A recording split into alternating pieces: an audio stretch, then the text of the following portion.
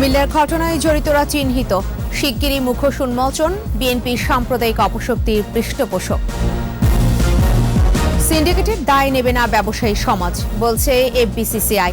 নিত্যপণ্যের দাম নিয়ন্ত্রণে কাজ করছে সরকার। জলবায়ু সম্মেলনে প্রতিশ্রুত অর্থের দাবি জোরালো করবে বাংলাদেশ। শুধু কার্বন নিঃসরণ কমালেই চলবে না, বলছে সিপিডি। প্রথমবারের মতো উদযাপিত হচ্ছে শেখ রাসেল দিবস। বঙ্গবন্ধুর কনিষ্ঠ পুত্রের জন্মদিনে নানা আয়োজন। পর্দা উঠল টি-20 বিশ্বকাপের প্রথম ম্যাচে ওমানের জয়ে রাত ৮টায় মাঠে নামছে বাংলাদেশ।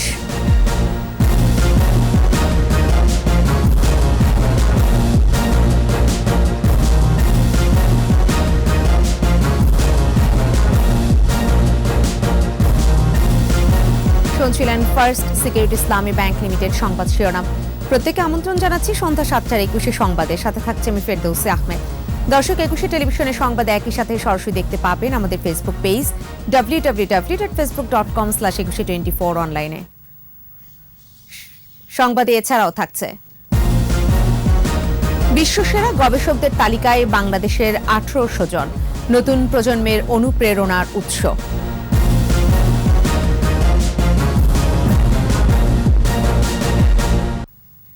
সাম্প্রদায়িক অপশক্তি দেশে অস্থিতিশীল পরিবেশ তৈরির জন্যই শারদীয় দুর্গোৎসবে কুমিল্লায় এমন ঘটনা ঘটিয়েছে। সরকারের দুই প্রভাবশালী মন্ত্রী জানান, ঘটনার সাথে জড়িতদের চিহ্নিত করা হয়েছে, শিগগিরই তাদের মুখোশ উন্মোচন করা হবে। এদিকে আওয়ামী লীগ সাধারণ সম্পাদক ওবায়দুল কাদের বলেছেন, বিএনপি বারবার এ ধরনের ঘটনা ঘটিয়ে বিশৃঙ্খল পরিবেশ তৈরির অপচেষ্টা করছে। রিয়াজ সুমনকে সাথে নিয়ে বাকিটা জানাচ্ছেন সাইদুল ইসলাম। সার্বজনীন উৎসব শারদীয় দুর্গাপূজার আনন্দমুখর পরিবেশ নষ্ট করতেই সাম্প্রদায়িক অপশক্তির অপচেষ্টা। শুধু কুমিল্লা নয়, এর আগে রামু নাসিরনগর সহ বিভিন্ন স্থানে একই কায়দায় সম্প্রীতি বিনষ্ট করার অপচেষ্টা হয়েছে। সচিবালয়ে সাংবাদিকদের প্রশ্নের জবাবে এমনটা বলেন স্বরাষ্ট্রমন্ত্রী আসাদুজ্জামান খান কামাল। যে করেছেন একটা স্থিতিশীল পরিস্থিতিকে বিনষ্ট করার জন্য করেছেন। আমরা সব কিছুই তদন্তের মাধ্যমে উদ্ঘাটন করে এটা দৃষ্টান্তমূলক শাস্তির ব্যবস্থা আমরা অবশ্যই করব, যাতে করে এই সাম্প্রদায়িক সম্প্রীতি বিনষ্ট করার প্রয়াস যেন কেউ না পান। কুমিল্লার ঘটনার জেরে কয়েকজন প্রাণ হারিয়েছেন, যা সত্যিই দুঃখজনক উল্লেখ করে মন্ত্রী জানান, জড়িতদের অনেককেই এরই মধ্যে চিহ্নিত করা হয়েছে। কুমিল্লার ব্যাপারে আমরা ২-৩ জন গ্রেপ্তার করেছি সন্দেহভাজন। আমরা আসল যারা করেছেন তাদেরকেও আমরা চিহ্নিত করে ফেলব এবং খুব শীঘ্রই আমরা এটা আপনাদেরকে জানাতে সক্ষম হব। এদিকে তথ্য ও সম্প্রচার মন্ত্রী ডক্টর হাসান মাহমুদ বলেছেন, বিএনপি জামাত সহ উগ্রগোষ্ঠী সরকারকে বেকায়দায় ফেলার জন্য এ ধরনের কার্যক্রমে লিপ্ত হচ্ছে। এর আগে বেশ কয়েকটি ঘটনাই তার প্রমাণ।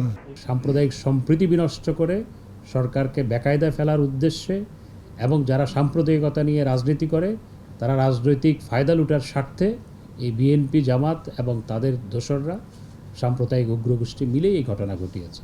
মির্জা ফখরুল ইসলাম আলমগীর সাহেব পাগল না দেশের মানুষ পাগল? ওনার বক্তব্যে মনে হয় রাস্তায় যে পাগল ঘুরে বেড়ায় সে মনে করে সবাই পাগল ও ভালো। ঢাকা বিশ্ববিদ্যালয়ের ইউনিভার্সিটি ল্যাবরেটরি স্কুল অ্যান্ড কলেজে শেখ রাসেলের জন্মদিন উপলক্ষে আয়োজিত অনুষ্ঠানে যোগ দেন আওয়ামী লীগের সাধারণ সম্পাদক ওবায়দুল কাদের। তিনি বলেছেন, জাতীয় নির্বাচনকে সামনে রেখে অন্ধকারের শক্তি আবারও মাথাচাড়া দিয়ে উঠছে। যারা এসব অপকর্ম করে তারা কোনো দল নয়, কোনো দলীয় পরিচয় নয়, এরা হচ্ছে দুর্বৃত্ত। এই দুর্বৃত্তদের ঐক্যবদ্ধভাবে প্রতিরোধ করতে হবে। তিনি আরো বলেন, মুখে বললেও এখনো জামাতের সঙ্গ ছাড়েনি বিএনপি। সাইদুল ইসলাম, ২১ টেলিভিশন, ঢাকা। এদিকে পূজা মণ্ডপে হামলার প্রতিবাদে দেশের বিভিন্ন স্থানে বিক্ষোভ সমাবেশ অব্যাহত রয়েছে। ২৩ অক্টোবর সারা দেশে আধা বেলা গণ অনশন ও অবস্থান কর্মসূচির ঘোষণা দিয়েছে হিন্দু বৌদ্ধ খ্রিস্টান ঐক্য পরিষদ। দুপুরে নোয়াখালীর চৌমুখনী বাজারে হামলা স্থল পরিদর্শন করেন হিন্দু বৌদ্ধ খ্রিস্টান ঐক্য পরিষদের সাধারণ সম্পাদক অ্যাডভোকেট রানা দাশগুপ্ত। এ সময় ২৩ অক্টোবর সকাল ৬টা থেকে দুপুর ১২টা পর্যন্ত গণ অনশন কর্মসূচি ঘোষণা করেন তিনি। কুমিল্লায় ক্ষতিগ্রস্ত পূজা মণ্ডপ পরিদর্শন করেন সাংসদ হাজী আ ক ম বাহাউদ্দিন বাহার। হামলাকারীদের ছাড় দেয়া হবে না বলে হুঁশিয়ারি জানান তিনি। গাজীপুরের কাশিমপুরে ক্ষতিগ্রস্ত 3টি মন্দিরে 50,000 টাকা করে আর্থিক সহায়তা দিয়েছে জেলা প্রশাসন। এছাড়া সুনামগঞ্জ, কক্সবাজার সহ দেশের বিভিন্ন জেলায় হামলার নিন্দা জানিয়ে বিক্ষোভ অব্যাহত রয়েছে।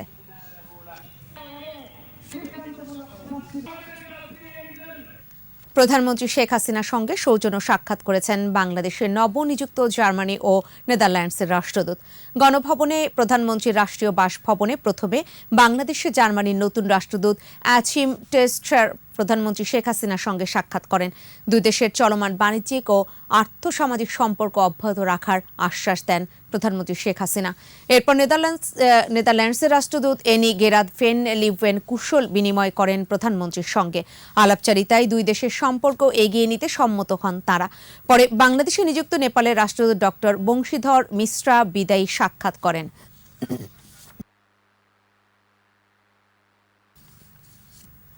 সিন্ডিকেটের দায় পুরো ব্যবসায়ী সমাজ নেবে না বলে জানিয়েছে এফবিসিসিআই।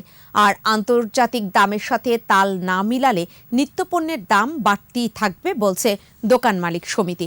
অন্যদিকে সাধারণ ব্যবসায়ীরা অভিযোগ করেছেন 10 টাকার বিদ্যুৎ বিলে তাদের দিতে হচ্ছে 17 টাকারও বেশি। এ কারণেও পণ্যের দাম বাড়তি। বাকিটা জানাচ্ছেন তৌহিদুর রহমান।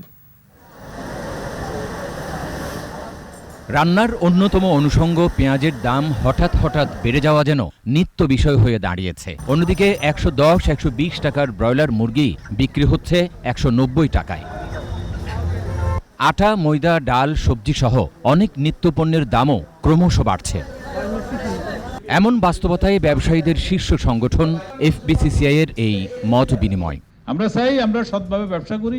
সরবরাহে সমন্বয়হীনতা, চাঁদাবাজি, দালালের উৎপাত সহ নানা কারণে পণ্যের দাম বাড়ছে বললেন ব্যবসায়ীরা। এমনকি স্বাভাবিকের চেয়ে বাড়তি দামে বিদ্যুৎ বিল নেওয়া হচ্ছে বলেও অভিযোগ তাদের। বিদ্যুৎটা দেশা ইজারা দিয়েছে, দেশের কাছে নাই।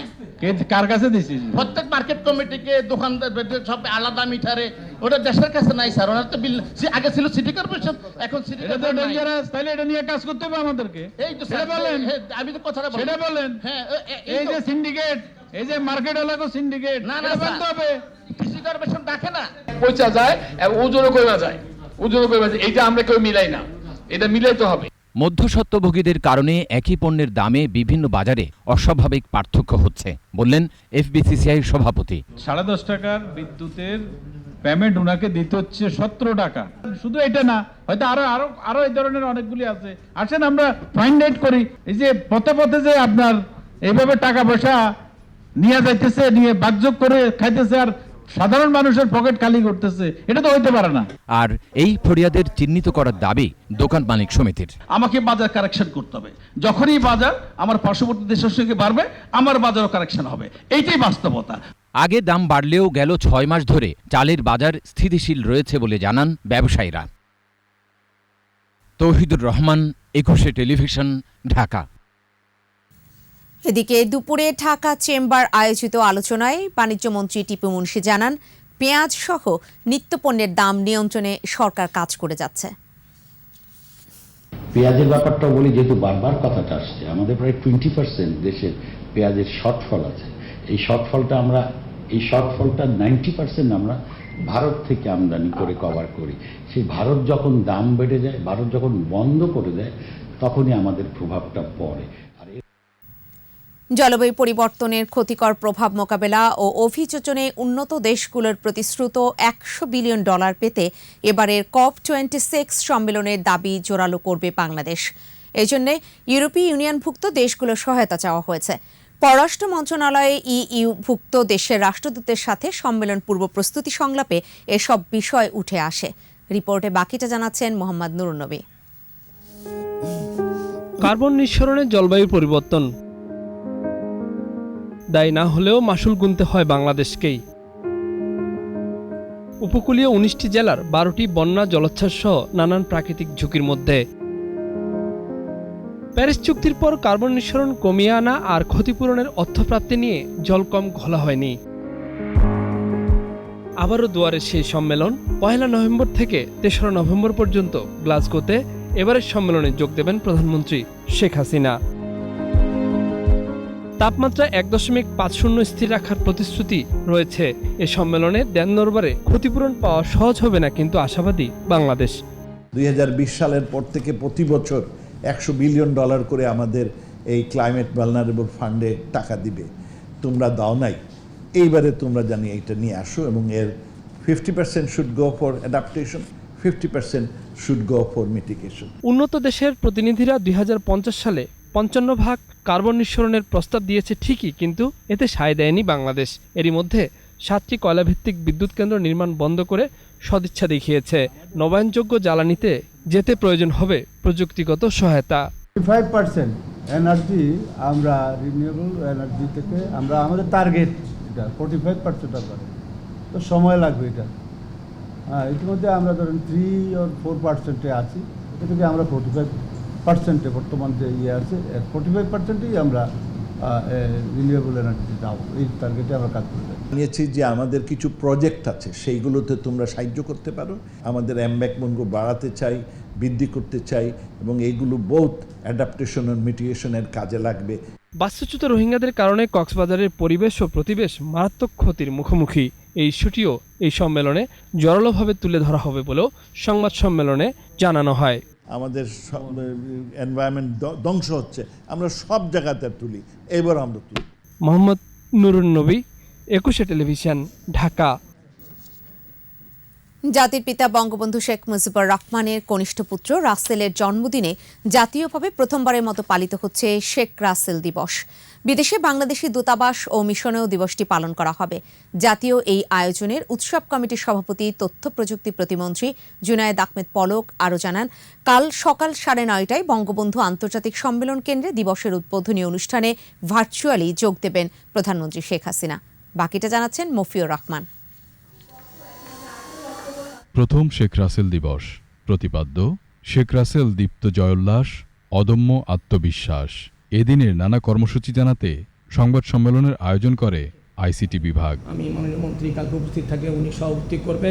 আইসিটি প্রতিমন্ত্রী বলেন, আইসিটি ডিভিশনের ঐকান্তিক প্রচেষ্টায় জন্মদিনকে শেখ রাসেল দিবসের মর্যাদা দিয়েছে মন্ত্রিপরিষদ বিভাগ।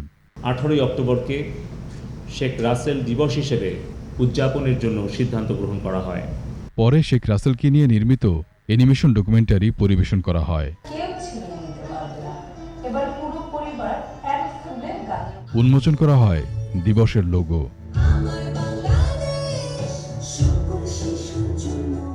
দিনের কার্যসূচি শুরু হবে সকাল 6টায় রাজধানীর বনানী কবরস্থানে পুষ্পস্তবক অর্পণের মধ্যে দিয়ে। সকাল 7টায় স্ব মন্ত্রণালয়, বিভাগ, দপ্তর, সংস্থা, প্রতিষ্ঠানে তাদের প্রাঙ্গণে শেখ রাসেলের প্রতিকৃতিতে পুষ্পস্তবক অর্পণের মাধ্যমে শ্রদ্ধা জ্ঞাপন করবেন। পরে সকাল 9:30টায় বঙ্গবন্ধু আন্তর্জাতিক সম্মেলন কেন্দ্রের হল অব ফেমে দিবসের মূল অনুষ্ঠানে প্রধান অতিথি থাকবেন প্রধানমন্ত্রী Sheikh Hasina.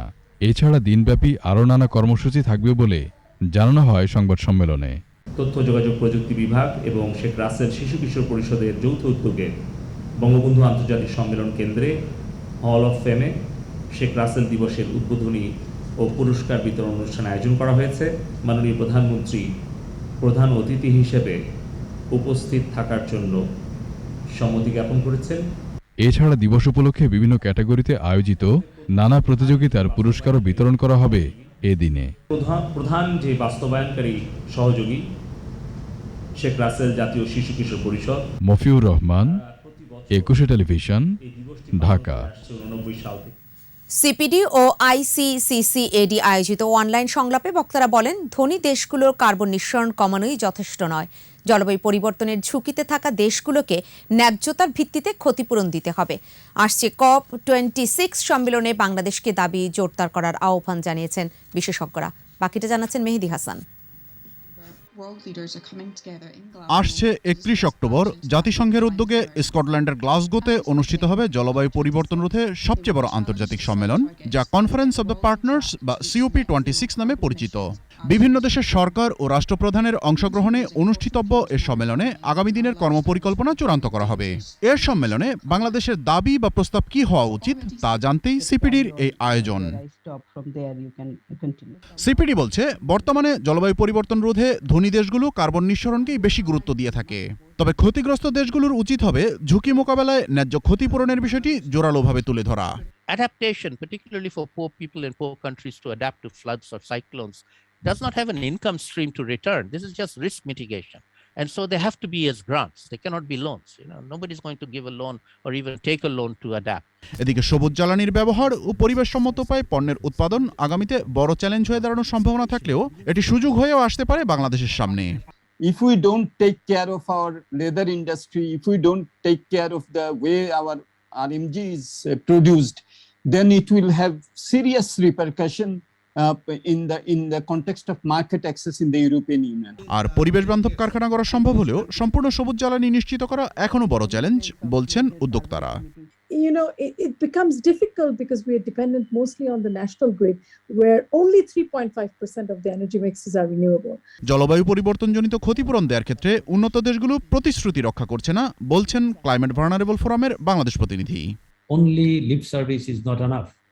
Some country they commit, but they withdraw. We used to tell that Paris Agreement is a legally binding agreement. But yes, it is binding for the developing country, not for the developed country. এদিকে জলবায়ু পরিবর্তন এখন শ্রেণীভিত্তিক issue হয়ে দাঁড়িয়েছে বলে মত CPD chairman অধ্যাপক রেহমান সোবানের।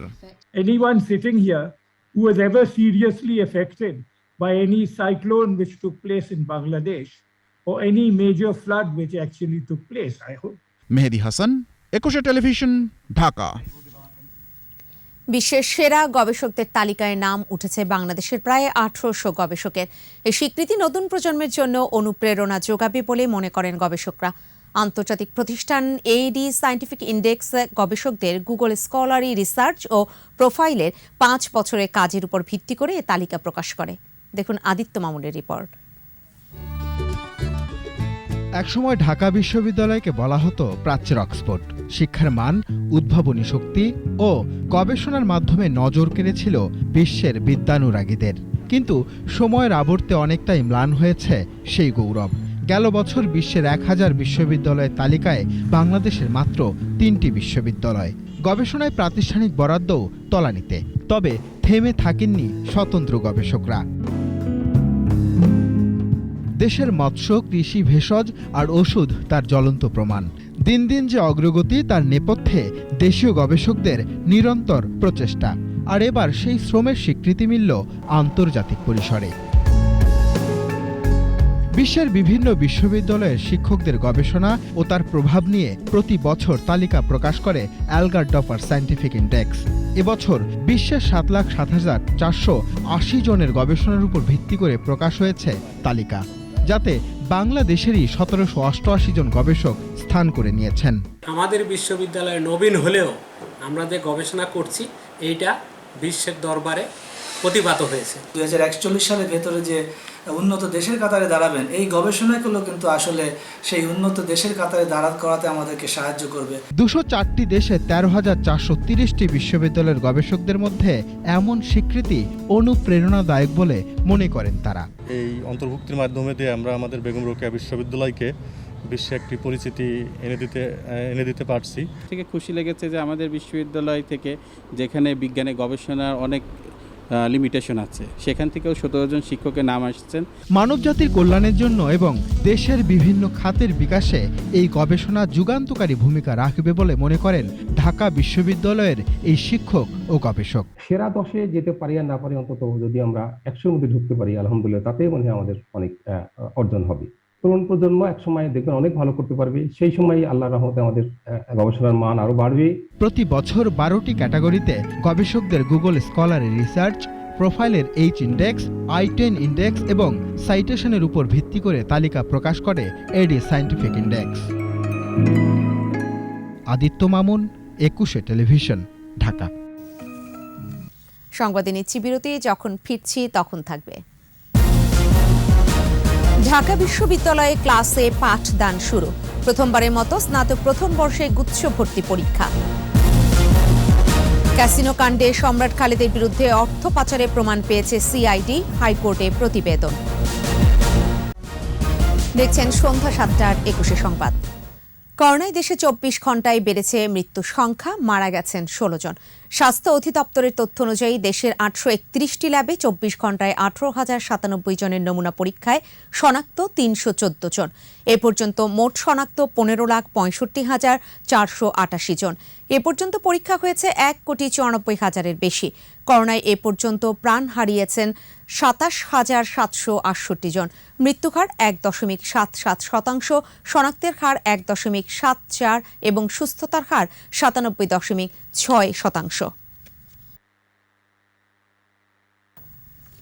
সরাসরি ক্লাসরুমে পাঠদান শুরু হলো ঢাকা বিশ্ববিদ্যালয়। এর মধ্য দিয়ে পূর্ণতা পেল বিশ্ববিদ্যালয় খোলার সব উদ্যোগ। কর্তৃপক্ষ জানিয়েছে প্রথম ডোজ ভ্যাকসিন নেওয়া শতভাগ শিক্ষার্থী ক্লাসে উপস্থিত হয়েছে। এদিকে করোনাকালীন ক্ষতি পরিকল্পনা অনুযায়ী 1 বছরে কাটিয়ে ওঠা সম্ভব হবে বলে আশাবাদ জানিয়েছেন উপাচার্য অধ্যাপক ডক্টর মোহাম্মদ আখতারুজ্জামান। রিপোর্টে বাকিটা জানাচ্ছেন মোহাম্মদ নুরুন নবী।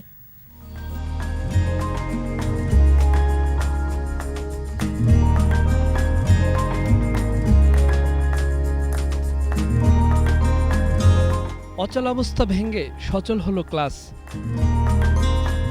সশরীরে শুরু হলো পাঠদান, শিক্ষার্থীদের কাকলিতে মুখর ক্যাম্পাস।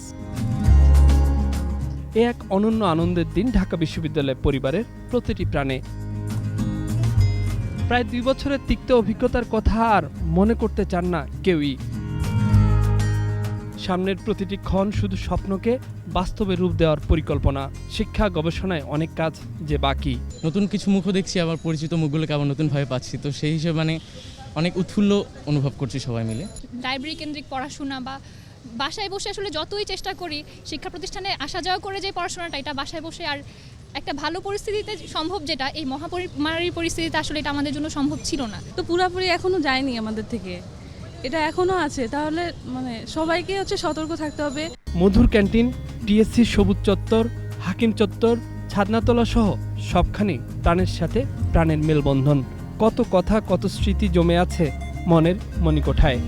সারা অনেক ছিল, প্রাণবন্ত ছিল। আজকে 1.5 বছর পরে সবাই যেন তাদের নিজস্ব সক্রিয়তা ফিরে পেয়েছে, তাদের প্রাণ যেন ফিরে পেয়েছে আবার নতুনভাবে। পরীক্ষা, অনেকগুলো পরীক্ষা বাকি রয়েছে, পড়াশোনা তো প্রায় ঢিলেঢালা, কারণ বাড়িতে তো অনলাইনে হয়নি প্রায়। এদিকে পড়াশোনার ক্ষতি পুষিয়ে নিতে সুনির্দিষ্ট পরিকল্পনা বিশ্ববিদ্যালয় প্রশাসনের। সবার সহযোগিতা চাইলেন উপাচার্য। আমরা 1 বছরের মধ্যে অনেকগুলো জায়গা থেকেই বেরিয়ে আসতে সক্ষম হব। যারা প্রথম বর্ষে ভর্তি হবে তাদের বিষয়টি আরেকটু ভিন্ন মাত্রায় হবে। সবসময়ই পরিবেশ, পরিস্থিতি এবং অগ্রগতি সেগুলো বিবেচনায় নিয়ে আমাদের পরিকল্পনাগুলো গ্রহণ করতে হয়। পাঠদান, ল্যাব অনুশীলন, পরীক্ষা গ্রহণ, ফলাফল প্রকাশের সকল পরিকল্পনা সবকিছুই বাস্তবতার নিরিখে সংশোধন করা হবে বলে জানান উপাচার্য। করোনার বাস্তবতা মেনে এতদিন ভার্চুয়াল ক্লাস সহ নানান কৌশলে পড়াশোনা চালিয়ে নিতে হয়েছে শিক্ষার্থীদের, কিন্তু তা কখনোই সশরীরে ক্লাসের বিকল্প নয়, প্রাণবন্ত হয়ে ওঠেনি। তাই প্রাণের ক্যাম্পাসে ফিরতে পেরে, ক্লাস করতে পেরে আনন্দিত শিক্ষার্থীরা। ভবিষ্যতে এরকম দুঃসহ পরিস্থিতির মুখোমুখি যেন কোনো শিক্ষার্থীর হতে না হয়, এমন প্রত্যাশা সকলের। মোহাম্মদ নুরুন নবী, 21 টেলিভিশন, ঢাকা বিশ্ববিদ্যালয়। 75 পরবর্তী সময়ে যারা ইনডেমনিটি অধ্যাদেশ জারি করে শেখ রাসেলের মতো শিশুদের হত্যার বিচার রহিত করেছিল, কমিশন গঠন করে তাদের বিচার করা হবে। ধানমন্ডি 32 নম্বরে শেখ রাসেলের 58তম জন্মদিন উপলক্ষে কেন্দ্রীয় বঙ্গবন্ধু শিশু কিশোর মেলা আয়োজিত আলোচনায় যোগ দিয়ে ধর্ম প্রতিমন্ত্রী ফরিদুল হক খান দুলাল এসব কথা বলেন। এ সময় উপস্থিত ছিলেন আওয়ামী লীগের সাংগঠনিক সম্পাদক আফজাল হোসেন।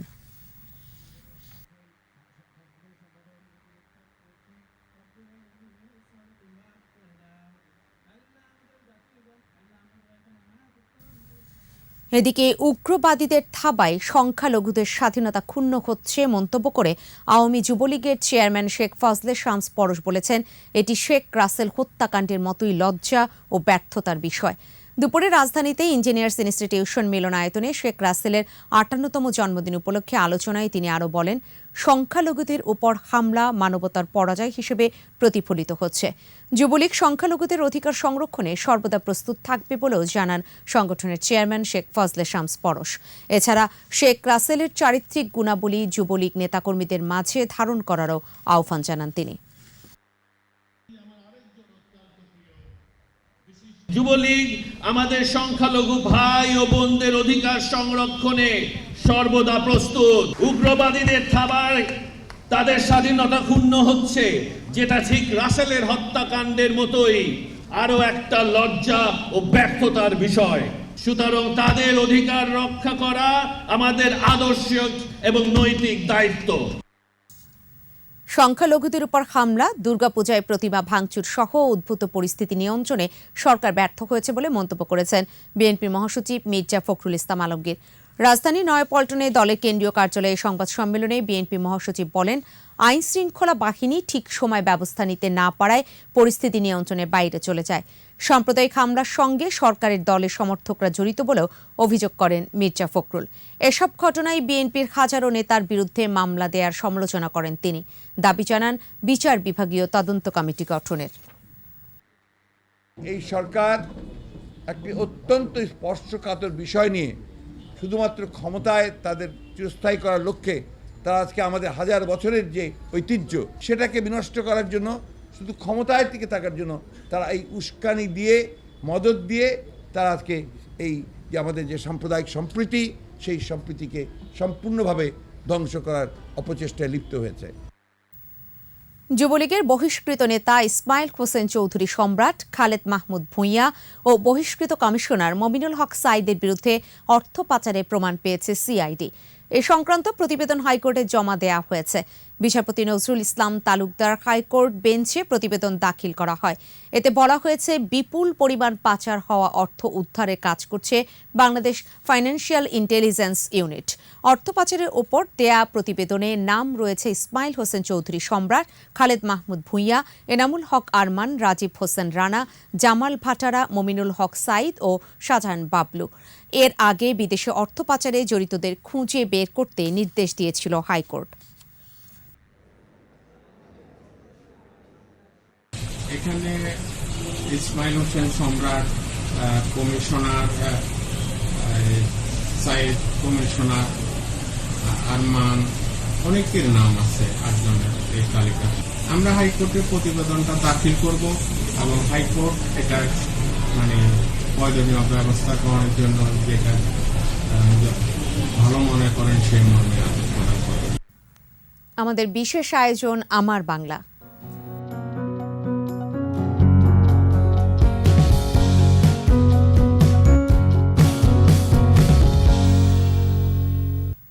বারোশো বছরের ইতিহাস ও ঐতিহ্যের স্মৃতি নিয়ে কালের সাক্ষী নওগাঁর ঐতিহাসিক সোমপুর বৌদ্ধবিহার।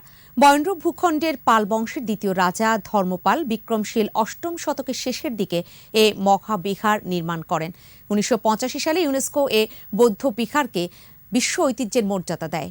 নওগাঁ প্রতিনিধি রতন ইসলামের রিপোর্ট জানাচ্ছেন মাসুম আলিসা।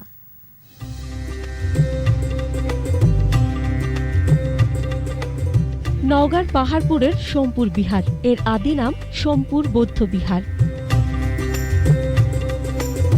এটি মূলত পাল রাজত্বের রাজধানী ছিল। প্রায় ৩০০ বছর ধরে এই বিহারে বৌদ্ধরা ধর্মচর্চা করতেন। শুধু উপমহাদেশ নয়, চীন, তিব্বত, ব্রহ্মদেশ, মালয়েশিয়া, ইন্দোনেশিয়া প্রভৃতি দেশের বৌদ্ধরাও এখানে আসতেন ধর্মচর্চা ও ধর্মজ্ঞান অর্জন করতে। খ্রিস্টীয় ১০ম শতকের বিহারের আচার্য ছিলেন অতীশ দীপঙ্কর শ্রীজ্ঞান। পাল বংশের দ্বিতীয় রাজা ধর্মপাল বিক্রমশীল ৮ম শতকের শেষের দিকে এই মহাবিহার নির্মাণ করেন। মূলভূমি থেকে বিহারটি প্রায় ৭২ ফুট উঁচু। বিহারের সব স্থাপনা পোড়া ইট ও কাদামাটির তৈরি। এখানে বৌদ্ধ ভিক্ষুদের বসবাসের জন্য ছিল ১৭৭টি কক্ষ। বিহারের গায়ে কারুকাজের মধ্যে ছিল পিরামিড, শিকল, দাবার ছক, বরফি, ফুলেল জ্যামিতিক রেখাচিত্র। নিচে ছিল সারিবদ্ধ পোড়ামাটির ফলক। এসব ফলকে বিহারের সমকালীন লোকায়ত জীবনগাথা ফুটে ওঠে। এটা যেহেতু এই সাইটগুলোতে সিজনাল দর্শনার্থীদের সংখ্যা বেশি থাকে শীতকালীন, তো সেই তুলনায় একটু কম, তবে মোটামুটি ভালো। আমরা এই জায়গাটাতে এসে ঋগ্ধ হয়েছি এবং ইতিহাস সম্পর্কে অনেকগুলো তথ্য এখানে জানার সুযোগ হয়েছে। জায়গাটা আসলে অসাধারণ একটা জায়গা। কালের পরিক্রমায় ধ্বংসস্তূপে পরিণত হওয়া বিহারটি দেখতে প্রতিদিন ছুটে আসেন দর্শনার্থীরা। মাসুম আলিসা, একুশে টেলিভিশন। বিরতি। যখন ফিরছি তখন অন্যান্য খবরের সঙ্গে আরও থাকবে। চলছে চট্টগ্রাম রাঙামাটি সড়ক 4 লেনে উন্নীতকরণের কাজ, শেষ হয়েছে 60%। দেখছেন সন্ধ্যা 7টার 21 সংবাদ। রাঙামাটির কাপ্তায়ে আগামী 11 নভেম্বর হতে যাওয়া চিত্তমরম ইউনিয়ন পরিষদ নির্বাচনে আওয়ামী লীগের মনোনীত প্রার্থী নেথোয়াই মারমাকে গুলি করে হত্যা করা হয়েছে। শনিবার মধ্যরাতে চন্দ্রকোনার চিত্তমরম ইউনিয়নের আগাপাড়া এলাকায় এই হত্যাকাণ্ড ঘটে। নেথোয়াই চিত্তমরম ইউনিয়ন আওয়ামী লীগের সভাপতি ছিলেন। স্বজন ও রাজনৈতিক সহকর্মীরা জানান, নেথোয়াই মারমার বাড়িতে একদল দুর্বৃত্ত দরজা ভেঙে ঢুকে গুলি করে তাকে হত্যা করে। এর আগে শনিবার দিনে তিনি মনোনয়ন ফর্ম জমা দিয়েছিলেন। এদিকে এক বিবৃতিতে স্থানীয় এমপি দীপঙ্কর তালুকদার তীব্র নিন্দা প্রকাশ করে পার্বত্য অঞ্চলের অবৈধ অস্ত্রধারীদের বিরুদ্ধে জনগণকে ঐক্যবদ্ধ হওয়া ও সেনাবাহিনীকে অপারেশন জোরদার করার আহ্বান জানিয়েছেন। এ ঘটনায় এখনও কোনো মামলা হয়নি। চট্টগ্রাম রাঙামাটি সড়ক 4 লেনে উন্নীতকরণ কাজ এগিয়ে চলেছে। কর্মকর্তারা জানিয়েছেন, এরই মধ্যে 60% কাজ শেষ হয়েছে। প্রকল্পটি বাস্তবায়নে ব্যয় হচ্ছে 528 কোটি টাকা। চট্টগ্রাম থেকে হাসান ফেরদৌসের রিপোর্ট, জানাচ্ছেন মাসুম আলিসা। চট্টগ্রাম রাঙামাটি সড়ক দিয়ে প্রতিদিনই চলাচল করে শত শত যানবাহন, তৈরি হয় যানজট। এ অবস্থার অবসানে সড়কটি 4 লেনে তৈরি করা হচ্ছে। চট্টগ্রামের রাউজান থেকে রাঙামাটি পর্যন্ত 18 কিলোমিটার 4 লেনে উন্নীত করা হবে। নির্মাণ করা হচ্ছে 10টি ব্রিজ, 28টি কালভার্ট, 2000 মিটার রিটার্নিং ওয়াল, 6টি পাইপ স্টপেজ সহ যাত্রী ছাউনি। হাটহাজারী থেকে এটা রাঙামাটির যে সীমানা যেখানে শুরু সেই পর্যন্ত এটা 4 লেনে উন্নীত হবে। এটা বর্তমানে শুধুমাত্র চট্টগ্রাম অংশের মধ্যে হচ্ছে। এই সড়কটি যদি 4 লেনে উন্নীত হয়ে যায় তাহলে পার্বত্য চট্টগ্রামের যে অপার সম্ভাবনা, সেই সম্ভাবনাগুলো খুব সবাই প্রপারলি কাজে লাগবে। 2022 সালে জুনের মধ্যে প্রকল্পের কাজ শেষ হবে বলে জানান কর্মকর্তারা। এছাড়া হাটহাজারী জংশনে একটি ফ্লাইওভার নির্মাণের পরিকল্পনাও করছে সড়ক ও জনপথ অধিদপ্তর। সড়কের এখনকার অগ্রগতি আমাদের 60%। ওখানে আমাদের কিছু কাজ চলতেছে, কয়টা ব্রিজ আছে, ওই কাজও আমাদের নির্ধারিত সময়ের মধ্যে শেষ হবে আশা করি। সড়কটি 4 লেনে হলে পর্যটন নগরী রাঙামাটির পর্যটন শিল্প আরও গতিশীল হবে বলে মনে করছেন সংশ্লিষ্টরা। মাসুম আলিসা, একুশে টেলিভিশন। এবার সোশ্যাল ইসলামী ব্যাংক লিমিটেড বাণিজ্য সংবাদ।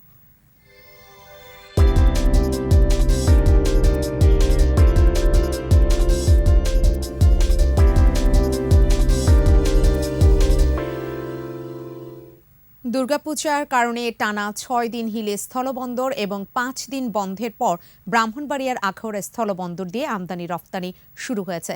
হিলে স্থলবন্দর দিয়ে 11:30টায় ভারত থেকে পণ্যবাহী ট্রাক প্রবেশের মধ্য দিয়ে বন্দর দিয়ে আমদানি রফতানি বাণিজ্য শুরু হয়। তবে ছুটির আমেজ কাটিয়ে পুরোপুরি স্বাভাবিক হতে 2-1 দিন সময় লাগবে বলে জানিয়েছেন বন্দর সংশ্লিষ্টরা। শারদীয় দুর্গাপূজা উপলক্ষে গত 11 অক্টোবর থেকে 16 অক্টোবর পর্যন্ত টানা 6 দিন হিলে স্থলবন্দর দিয়ে আমদানি রফতানি বাণিজ্য বন্ধ ছিল। এদিকে সকাল থেকে ব্রাহ্মণবাড়িয়া আখাউড়া স্থলবন্দরের আমদানি রপ্তানি কার্যক্রম শুরু হয়। মাছ, রড সহ বিভিন্ন পণ্যবাহী ট্রাক ভারতের উদ্দেশ্যে ছেড়ে যায়। আমদানি রপ্তানি শুরু হওয়ায় প্রাণ চাঞ্চল্যতা ফিরে এসেছে বন্দর জুড়ে। বঙ্গবন্ধুর কনিষ্ঠ পুত্র শেখ রাসেলের জন্মদিন উপলক্ষে শুরু হচ্ছে শেখ রাসেল আন্তর্জাতিক গ্র্যান্ড মাস্টার্স দাবা প্রতিযোগিতা। 19 অক্টোবর থেকে শুরু হয়ে প্রতিযোগিতা চলবে 27 অক্টোবর পর্যন্ত। 18 দেশের 32 জন গ্র্যান্ড মাস্টার, 1 জন নারী গ্র্যান্ড মাস্টার ও 20 জন আন্তর্জাতিক মাস্টার সহ শতাধিক দাবাড়ু অংশ নেবেন এই প্রতিযোগিতায়। সাইফ পাওয়ার টেকের পৃষ্ঠপোষকতায় রাউন্ড সুইস লিগ পদ্ধতিতে হবে এবারের আসর। এ উপলক্ষে সংবাদ সম্মেলনে উপস্থিত ছিলেন দাবা ফেডারেশনের সাধারণ সম্পাদক সৈয়দ শাহাবুদ্দিন শামীম সহ কর্মকর্তারা।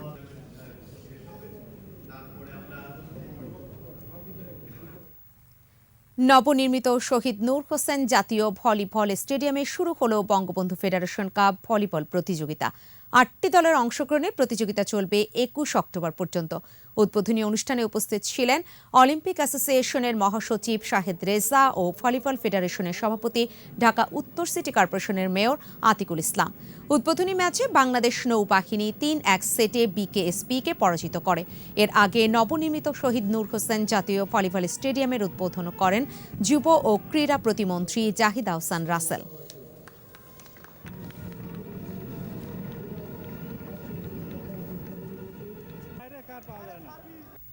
শেষ করব সন্ধ্যা 7টার 21 সংবাদ। যাবার আগে ফার্স্ট সিকিউরিটি ইসলামী ব্যাংক লিমিটেড সংবাদ শিরোনামগুলো জানিয়ে দিচ্ছে আরও একবার। কুমিল্লার ঘটনায় জড়িতরা চিহ্নিত, শিগগিরই মুখোশ উন্মোচন। বিএনপি সাম্প্রদায়িক অপশক্তির পৃষ্ঠপোষক। সিন্ডিকেটের দায় নেবে না ব্যবসায়ী সমাজ, বলছে বিসিসিআই। নিত্যপণ্যের দাম নিয়ন্ত্রণে কাজ করছে সরকার। জলবায়ু সম্মেলনে প্রতিশ্রুত অর্থের দাবি জোরালো করবে বাংলাদেশ। শুধু কার্বন নিঃসরণ কমালেই চলবে না, বলছে সিপিডি। প্রথমবারের মতো উদযাপিত হচ্ছে শেখ রাসেল দিবস। বঙ্গবন্ধু কনিষ্ঠ পুত্রের জন্মদিনে নানা আয়োজন। পর্দা উঠল টি-20 বিশ্বকাপে। প্রথম ম্যাচে ওমানের শুভ সূচনা। রাত 8টায় মাঠে নামছে বাংলাদেশ।